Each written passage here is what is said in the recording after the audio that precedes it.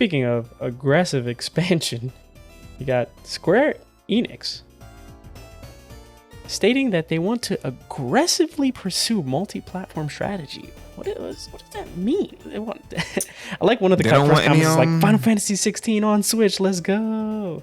Yeah, but that's exactly what it means. It means they don't want, like, they're not going to have console exclusive games or timed exclusive games anymore. They want to just approach multi-platform games. FF7 Remake is only PS5. FF16 is only PS5. They don't want that anymore. Ultimately, it harms them, right? Like, well, it harms. I don't think it's sales, been working right? out for them. Yeah. You got to think about it. Exclusives. Well, oh shit, a new Marvel's rival survey. Let me fill that out.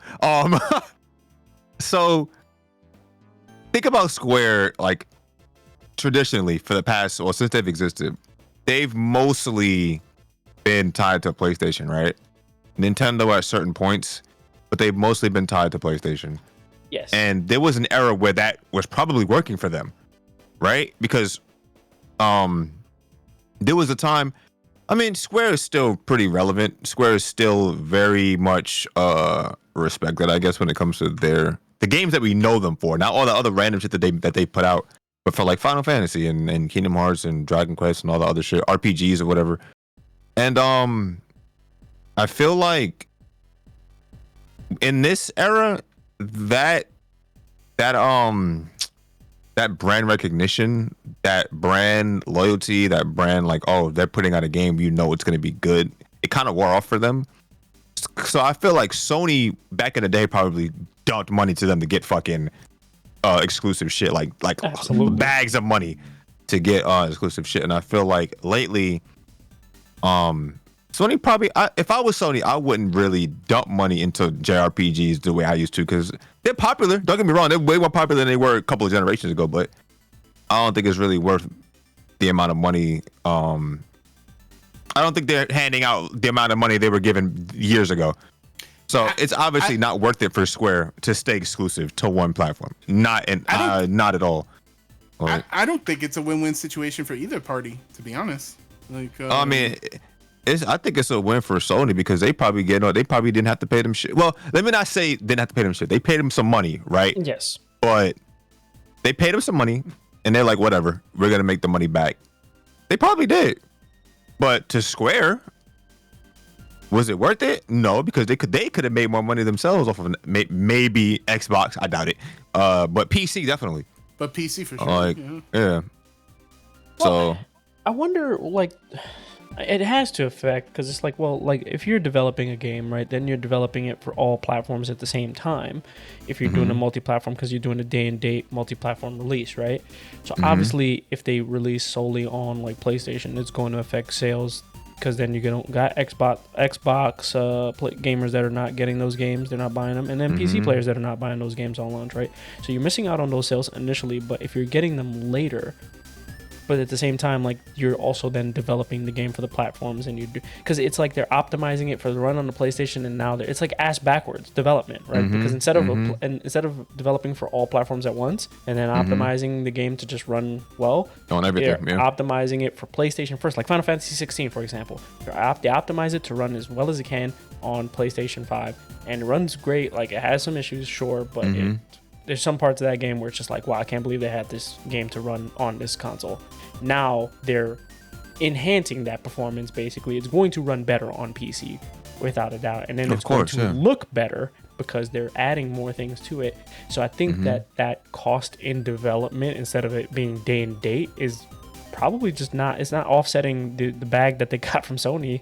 Yeah, if they had the choice, let me not say if they had the choice, but if Sony wasn't down their throats, most likely, I'm pretty sure they would have released day and date with PC. Yeah. I mean, I'm not a financial analyst or anything like that, but I'm guessing that's where they're looking to say, like, is this mattering for us right now or not? And clearly, you're 100% making more money not being exclusive, unless, like I said, you are like a what's a good example? I can't even think of any good examples right now off the top that would be worth paying the amount of money to keep exclusive. Like, imagine how much it would cost Sony, right, to say GTA 6 PlayStation only, or timed exclusive for GTA 6. It would cost Sony more than probably 3 times the budget of their own games to get that game exclusive to their platform. So at that point, would it be worth it? No. I wouldn't be surprised if Rockstar Shit, it might was be like worth it. Damn. Well, I wouldn't be surprised if Rockstar's price was $2 billion on that. Yeah, there's no way they would do it. They know how much money they're gonna make off of that shit on everything. Period. Yeah. Like, I'm sure if the Switch was up to snuff and could actually run the game, it'd be on that ASAP. Yo, so Sony would approach Rockstar and then they would just look at him real quick and just. Yeah, they'd be like 300 million. Boom. No. All right. Fuck it. 300 million. That's it. No questions asked. Not 299 million. 300 million. That's it. Period. No, I don't even think Rockstar would agree to 300 mil. I don't think so. I think it has to. I think it would have to be at least $2 billion. I think literally think for that kind of exclusivity. Because what happened with Baldur's Gate? I forgot what happened. Didn't Microsoft fuck? What happened? You remember what happened with Baldur's Gate and Game Pass or whatever? What was that again? I forgot. Baldur's That Gate they only paid was out released $5 on million or PlayStation first, and then it was supposed to be released on Xbox later, but they also were trying to release it direct to Game Pass, and I think I don't remember what happened, but something happened because they clearly Microsoft had announced it that it was going to be on the Game Pass and how much they had paid for it to be on the Game Pass, and Larian was just like, no, it's not gonna be on the Game Pass. Okay. I thought they lowballed them or something. Especially one. They did lowball. They did lowball because they didn't think that game was going to pop off as hard as it did. And then while the game was popping off, it was like, and then because I think an article just dropped of how much they were paying like Call of Duty and other games, and then they were like, oh yeah, and it was like a real lowball compared to those other shits. Yeah. Like even to like others, it was like it was. So think ridiculous. about that situation, right? And then think about all these other games. They probably do that with all these other publishers as well. They probably lowball them, and then the publishers are probably like, nah, and they're like, okay, we'll raise the price a couple million or whatever, and then they just settle on that. But then let's say the game sells way more than they thought it would, then it's like, damn, I just lost all that money, right? So smart on them. We're past that era where that shit matters. It stopped mattering back in the 360 PS3 generation when Final Fantasy 13 was finally on 360 and all. It's weird how we went back. It's crazy how we went backwards because back then, obviously, I guess because Xbox was on top, 360 was all over the place. That's how they got their fucking their numbers because they were like, yeah, we're not gonna let Sony dominate this market anymore. Let's just buy off all these exclusives. Let's get Tekken. Remember Tekken 6 was a big deal. Final Fantasy 13 was a big deal. Mass Effect was a big deal. It was a lot of stuff. Was BioShock? I think also, right? I'm pretty sure BioShock 1 also. I think initially it made its way to PlayStation. Yeah. All those games eventually did, but the majority of stuff that generation was a 360 exclusive first. Especially there was a lot of JRPGs in that generation that were exclusive to Xbox first. So I don't know, man. I find it weird that we're still having this discussion about like third-party exclusives. I don't think that should exist anymore. I don't think any third-party game should be a console exclusive ever. Your first-party studios, sure, why not? Of course, right? But even those aren't even exclusive anymore from what we've been hearing and the way Sony and Xbox have been like addressing PC. Even that doesn't exist outside of Nintendo anymore. So it's like, fuck, they've been having a great success in doing that too. Exactly. So why not? Because they don't want to lose the value in their boxes, their fucking consoles, man. But whatever. I don't care about a damn box anymore, man. This big ass PS5 sitting here taking up space. Whatever, man. You can miss me with the console shit. Well, it's interesting to notice the relationship between. Do you feel like exclusive mattered less when consoles weren't pushing technology forward? No, like the correlation between that. I don't know. I think that's when it was important because those are the games that sold the consoles, right? That's like what Killzone 2, Killzone. Killzone 2.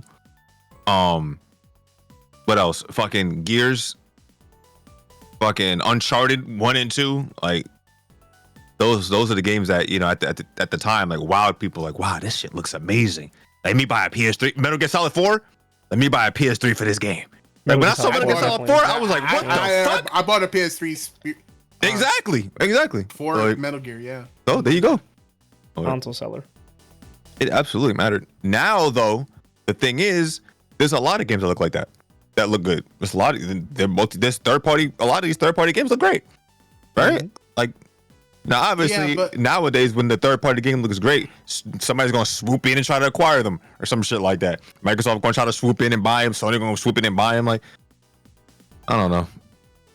But I also think it's that thought that when something's released in console, like innately like, oh, it's always gonna look better on PC. So it's just like, yeah, of course, everything's always gonna look better on PC because it's less of an impact to have exclusive stuff, because even if it is, it's like, man, this game could look so much better on like you just know, like whereas before, like back in the day, consoles was pushing forward, right? The technology forward. PC gaming was not what it was today. Yeah, of course. So just, I just feel like that had a lot to do with. But I feel like most people don't care. Like we say we want to play games on PC because obviously, it's the better experience, right? But me personally, sometimes it's convenience, because I don't want to have to be on Discord and on my PlayStation at the same time, right? There was a thing like back in the day, we'd be on PlayStation 3 playing online multiplayer, but on the 360 on so we could be in 360 party chat.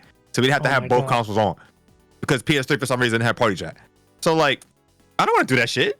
I mean, I like having all my shit in one place on PC. It's more so the convenience of it. Now, obviously, you could argue the convenience of having a console that is ease of use or whatever. But for me, I like having the PC because I like everything on here. But to your point, back in like PS3, 360, they were definitely like cutting edge, right? PC was still like good, but it was very minority.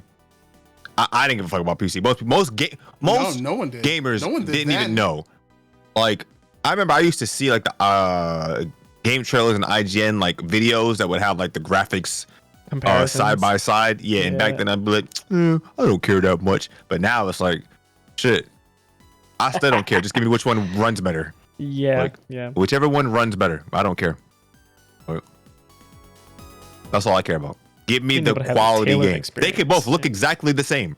They could look, the console version and the PC version could look exactly the same. Just give me whichever one runs better. That's all I care about. Like Dragon's Dogma, if it was true that the game ran better on console, I would have just played the console version. But either we know that's bullshit. So I'm not one of those, I hate console, I hate PC, or I'm on one side. I'll just play wherever shit is good, or wherever my homies is playing the game. That's it. That's usually what dictates it. Or wherever the game is on. Personally, bringing it back to Square Enix, I just hope like they initiate this plan immediately, because I would love to get these games quicker. And absolutely. I don't know why it took this for them to realize that. They realized it a decade ago. What the fuck happened? Sony crept in and was like, "Oh, here you go. Here's a check." Yeah, wasn't there? Well, I was just gonna say, wasn't there rumors that Sony was trying to scoop them up? There was rumors that Xbox was trying to scoop them up too. So yeah. And I hope neither of them do. I hope neither of them do, bro. I don't want to see. This is their firm decision to say like, we don't want any of those deals. We want to. Thank God, man. That would be the worst thing that happened. Like, people are like, "Oh my God, that'd be so great, Sony, yay!" Like, y'all are that's toxic as fuck, man. I don't want any of these third parties to get bought out by any first party studio or publisher. I don't want any of that. I don't. So what? Sony can hop in and say, "We only want Dragon Quest and Final Fantasy. We don't want any of your smaller shit. Fuck all that." Like, so we're not gonna get any Nintendo. We're not gonna get any Switch, like Octopath Traveler, fucking Triangle Strat, all that shit. We're not gonna get any of that stuff on the Switch. Like, I'm good. I'm straight on that. That's like if Capcom got bought out and we only saw fucking. We never saw Monster Hunter Rise on Switch or anything ever. Like, I don't know. I'm good. There are a lot of people that I see like on Twitter that are saying, "Man, this would be the best day in gaming if Sony bought Square Enix." For who? For them? The fuck? Yeah. For Sony, Square Enix. It wouldn't even work out for Square Enix.